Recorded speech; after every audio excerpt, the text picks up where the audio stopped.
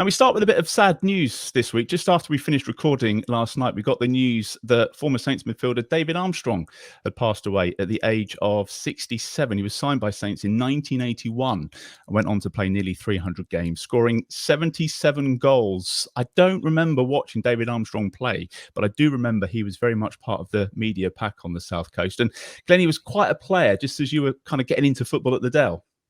Yeah, I know this is another. I get asked these questions whenever it's an old person required to talk about it. But fair play. I've said I wrote a blog about it during the week. I feel sort of a lot of getting old isn't great, but or being older isn't great. But it was nice to be around in the early '80s, watching the team that Saints had around that time, and then David Armstrong was a massive part of that. We kind of had two sort of great teams of that era. There was the 1981 team when he first joined, which was Kevin Keegan, Mick Shannon, Alan Ball, which was an incredibly entertaining team with basically, we're going to score one more than you. That was it. And 4-3 home wins quite regularly, stuff like that.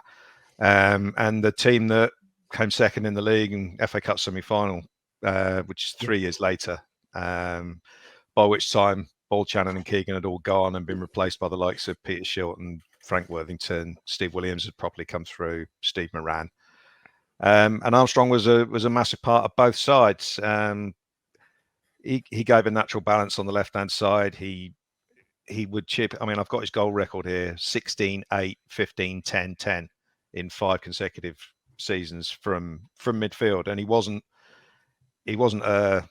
like a Frank Lampard type who was always on the edge of the penalty area. He did a lot of work supporting the left back as well. And his last season with us, when he was sort of hampered by injury a bit, he played a lot of games at left back as well. So he obviously knew how to defend, but he just had this knack of arriving and scoring goals. And he was a great player. Set up loads of goals as well. And in the context of both of those teams, he was quite understated.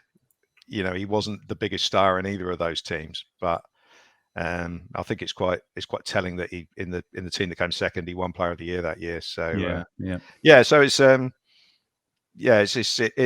a sad day whenever people that you sort of grew up watching reach the end like that. And it's just he's kind of synonymous for me of a time when sort of football was better, finances hadn't ruined it, kits were better, grounds were better, everything. It was just more fun, wasn't it? It was more fun. That's maybe nostalgia. Some wonderful tributes paid to David Armstrong. I've read and seen a few of those this week. So thank you for that, Glen.